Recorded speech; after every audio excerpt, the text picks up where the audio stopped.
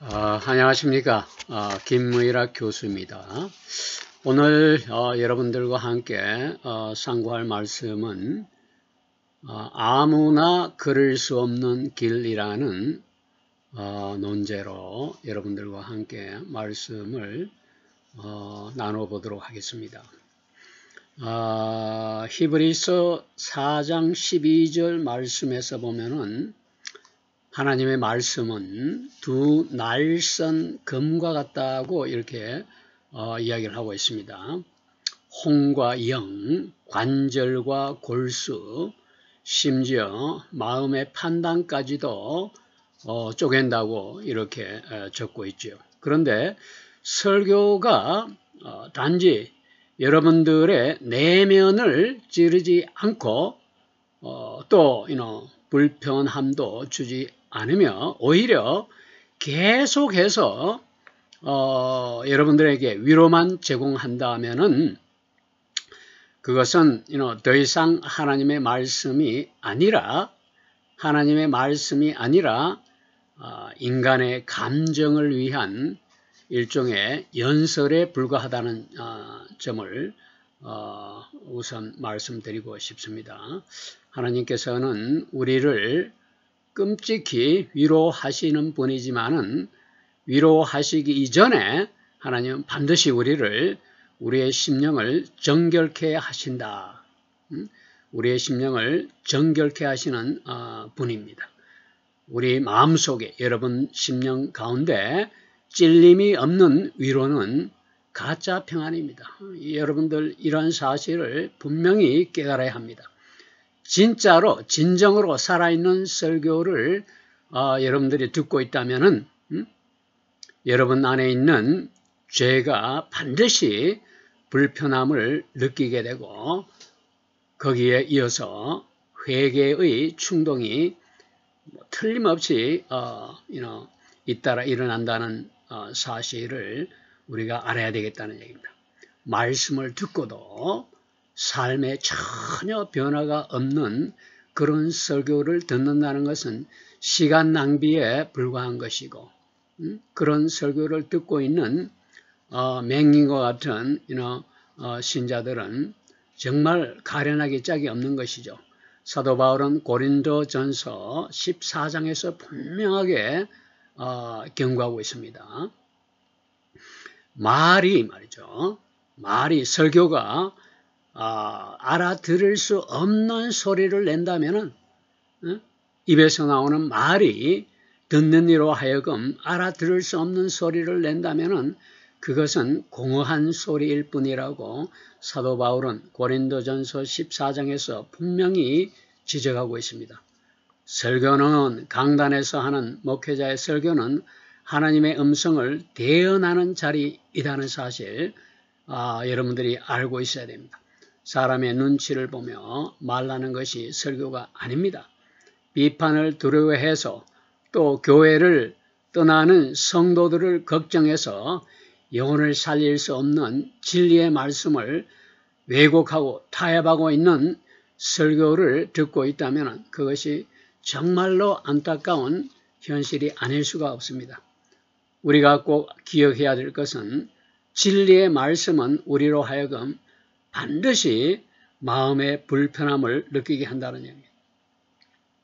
그러나 불편한 진리를 받아들이는 자에게 참된 자유가 반드시 임해야 된다는 점입니다. 설교는 여러분들의 삶을 변화시켜야 합니다.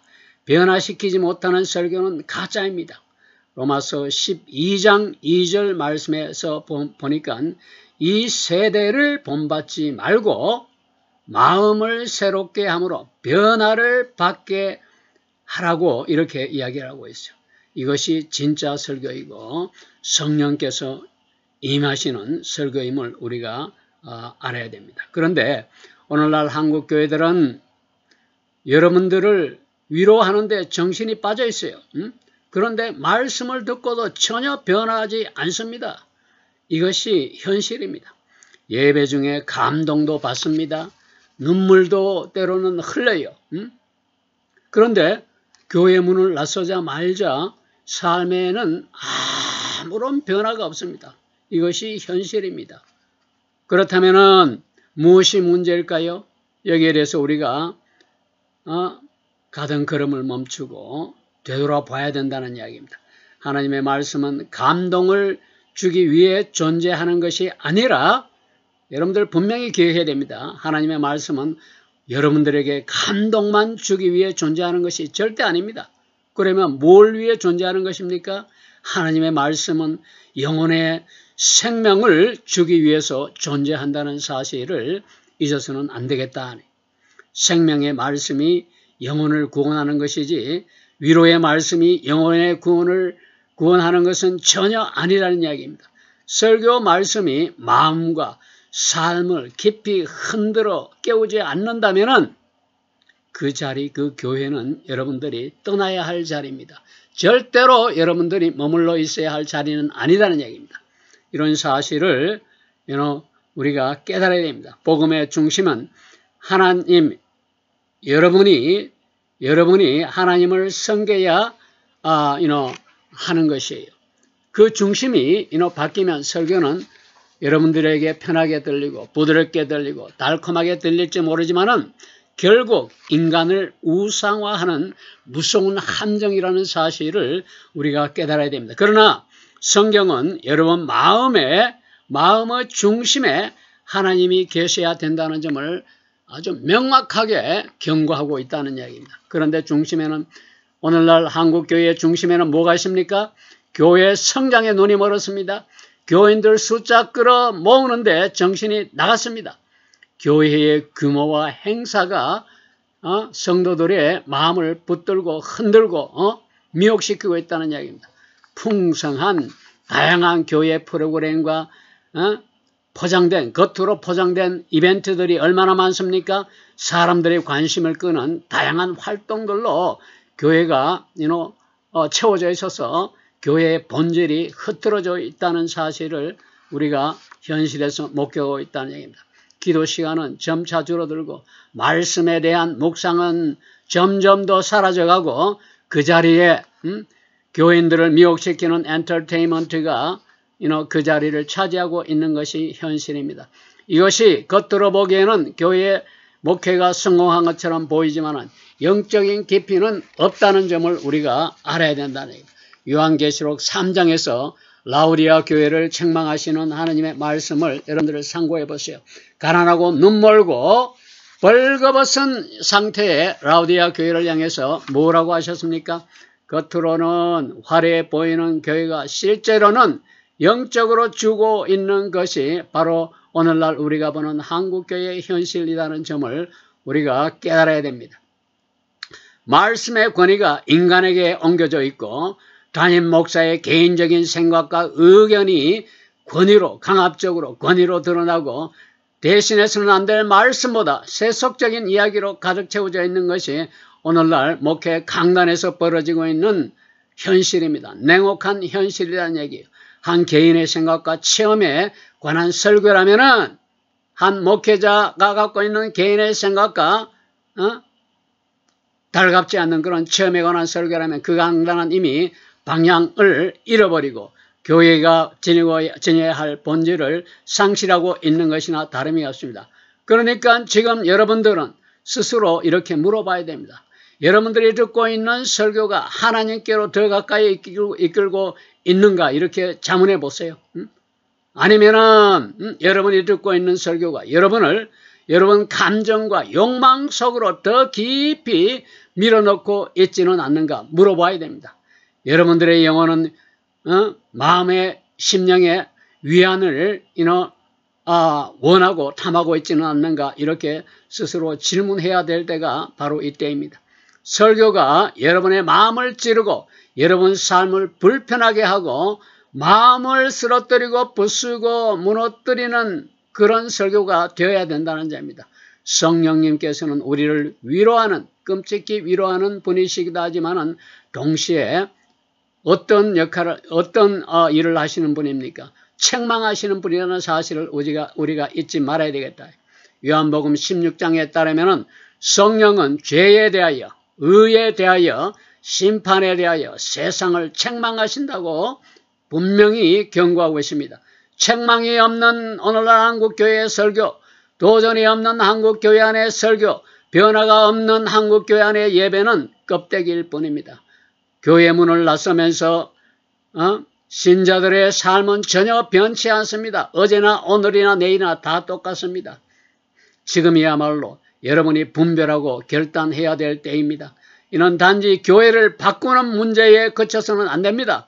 여러분 자신의 영혼의 생사에 관한 문제이기 때문에 그렇다는 이야기입니다. 종종 여러분들은 편안한 자리를 떠나고 싶지 않겠지요. 그러나 때로는 편안한 자리를 반드시 떠나야 할 때가 있다는 점도 여러분들 기억해야 됩니다. 아브라함과 모세도 베드로의 경우도 다 그랬습니다.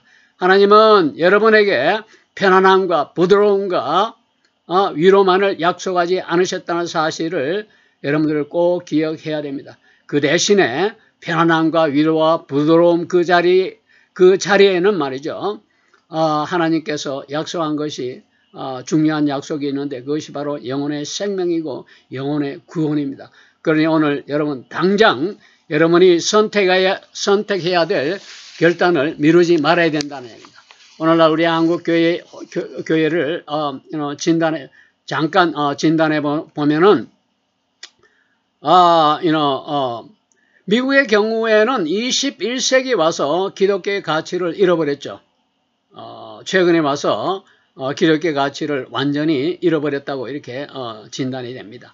동성애니 종교통합이니 세속화니 이런 물결에 휩쓸려 기독교의 가치를 본질을 잃어버렸습니다. 기독교 가치를 잃어버리는 데는 미국의 경우에는 200년 이상이 걸린 셈이 되는 겁니다. 과거 미국은 기독교가 사회와 문화를 뒷받침하는 강력한 역할을 했던 것이 사실이죠. 그러나 기독교 중심, 하나님 말씀 중심이 하나님을 예배하는 예배 중심이라는 말이 기독교의 문화로 세속화된 문화로 변질되어 오다가 소위 말하는 신이교주의라고 그러죠. 네오페이가니즘이라고 하는데 신이교주의로 변질되어서 타락되어 갖고 이와 관련하여 한국의 경우는 이런 변화의 과정을 거치기도 전에 경박스러울 만큼 거치기도 전에 말이죠. 더럽혀진 세속화와 뒤섞여서 타락한 문화에 흡수되고 회복 불가능한 그런 상태로 빠져든 것이 오늘날 한국교회의 실상이죠. 신이교주의라는 말은 미국의 경우에는 우리 한국과는 많이 다릅니다. 1978년이죠. 짐 존스가 창립한 피플즈 템플이라는 이단 집단을 이제 창립해서 900명이 집단 자살하는 그런 큰 사건이 있었습니다. 1978년도. 제가 대학교 다닐 때인데 굉장히 사회적인 무리를 크게 일으켰던 그런 일이 있었죠. 이것이 미국의 신이교주의의 시발점이 되었던 것이고 또 자신을 제네한 예수로 자처했던 Father Divine이라는 사이비 이단이 또 등장하게 됐습니다. 이와 같이 미국에서는 그 신이교주의라는 것이 종교적인 의미를 넘어서 문화적으로 신격화된 인물이 중심이 되어서 나타나는 현상입니다. 이것이 우리와는 많이 차이가 있죠. 가령 예를 들어서 엘비스 프레슬리라든가 아니면 마르틴 루터 킹이라든가 아니면 스티브 잡스와 같은 이런 신격화된 문화적으로 신격화된 그런 경우가 신이교주의에 해당이 되는 것이죠. 한국의 경우에는 짧은 기독교 역사 가운데서 갑자기 교회가 팽창하고 커지면서 사회 전반에 강력한 영향을 미치게 되었죠. 그 결과로 나타난 것이 기독교적인 가치관이죠. 내부적으로 사회적으로 제대로 정착하기도 전에 교회는 아주 막강한 그런 힘과 권위를 갖게 되었고, 그런 불안하고 혼란한 가운데서 한국 교회는 포스트 모더니즘의 급격한 물결에 휩쓸려서 본질을 잃어가게 되었던 것이죠. 이 포스트 모더니즘과 거의 이제 맞물려서 등장한 것이 포스트 콜로니얼리즘입니다. 우리 한국말로 탈식민지주의라는 건데, 이 포스트 콜로니얼리즘이 한국에 첫째로 도입시킨 사람이 바로 김의락 교수입니다. 바로 접니다. 한국의 포스트 콜로니얼리즘을 최초로 도입하고 정착시키고 학계를 통해서 많은 불꽃을 붙인 그런 시발점이 바로 김의락 교수였습니다.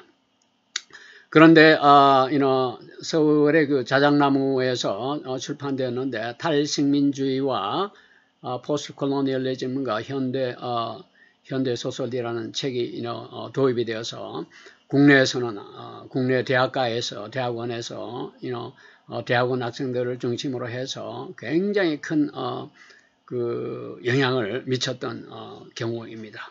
그런데 최초로 이런 그 시대적인 사조의 흐름 가운데 전환점을 제공한 제가 의도했던 것은 오늘날과 같이 변질된 포스트 모더니즘이나 포스트 콜로니얼리즘과 같은 변질된 형태의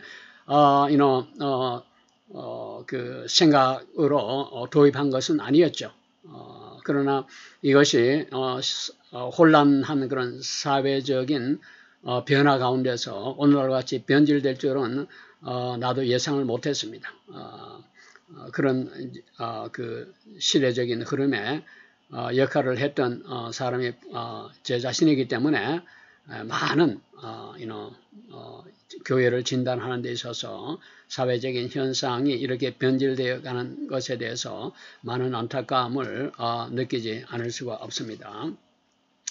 요한계시록 2장 4절에서 5절 보면은 너를 책망할 것이 있나니 너희 처음 사랑을 버렸느니라. 그러므로 회개하여 처음 행위를 가져라. 만일 그렇지 아니하면은 내가 너희의 촛대를 그 자리에서 옮기리라고 이렇게 경고하고 있습니다. 이교주의란 것은 기존의 정통 교리에서 벗어난 교리를 새로운 형태의 종교로 변질시켜서 추종하게 하는 것이 이교주의죠. 그러나 주어진 그런 생성된 이런 신이교주의란 말은, 신이라는 것은 새롭다는 의미죠. 새로운 이란 뜻으로 전통적인 이교주의와는 다른 형태의 이단적인 속성을 지니고 있는 그런 신앙체계이죠. 일종의 쉽게 말하면 사이비 집단이죠. 한국에서의 이교주의나 신이교주의는 미국의 네오페이가니즘, 신이교주의와는 성격이 다릅니다. 근본적으로. 미국의 경우는 명확한 그런 형태로 체계화되어서 이것이 나타나는 현상이지만, 한국의 경우에는 그와는 반대로 특정한 사회, 종교적, 문화적 맥락 속에서 여러 방식으로 나타나는데 굉장히 혼합된 형태의 성격을 지니고 있습니다. 근본적으로는 개인이 하나님보다는 우선시되는 그런 형태로 나타난 것이 한국의 경우이죠. 그래서 이제 오늘날 만연되고 있는 기성 종교에 대한 저항과 자기 중심주의적인 개인 중심의 영성을 추구하는 형태로 드러나게 되었고, 또 디지털 문화와 결합된 새로운 종교성을 드러내는 복합적인 형태로 나타난 것이 오늘날 한국교회의 현상으로 우리가 볼 수 있습니다. 오늘 말씀과 관련해서 아무나 걸을 수 없는 길 이라는 그 개념은 우리가 성경의 가르침에 따라 우리가 순종해야 되고, 또 하나님과의 관계를 소중히 여기고 하나님의 뜻을 우리 일상 삶 속에서 실천해야 된다는 맥락에서 이런 아무나 걸을 수 없는 길이라는 논제를 정해보았습니다. 믿음으로 사는 것이 아무나 걸을 수 없는 길이죠. 순종의 삶도 마찬가지입니다. 감사와 찬양의 삶도 마찬가지고 사랑을 실천하는 것, 긍휼함과 자비로운 마음을 갖고 있는 것, 다른 사람을 섬기고 희생적인 삶을 사는 것, 이것도 아무나 걸을 수 없는 길이죠. 성결한 삶을 살고 거룩함을 추구하는 그런 삶을 사는 것도 아무나 걸을 수 없는 길입니다. 정직하고 거짓이 없는 입술로 살아가는 것도 아무나 걸을 수 없는 길입니다. 그렇게 그런 길이지만은 바람직한 길이지만은 아무나 걸을 수 없는 길이라는 사실도 우리가 생각해야 됩니다. 우리의 말과 생각과 행동 속에서 예수님의 향기가 드러날 때 세상의 빛과 소금의 역할을 우리가 충분히 할 수 있는 것이고 그런 성결하고 거룩한 삶을 통해서 세상으로부터 비난과 조롱의 말을 듣지 않게 되겠죠. 오늘날 교회의 모습이 교회가 반성해야 될 점은 바로 이러한 점이라고 생각합니다.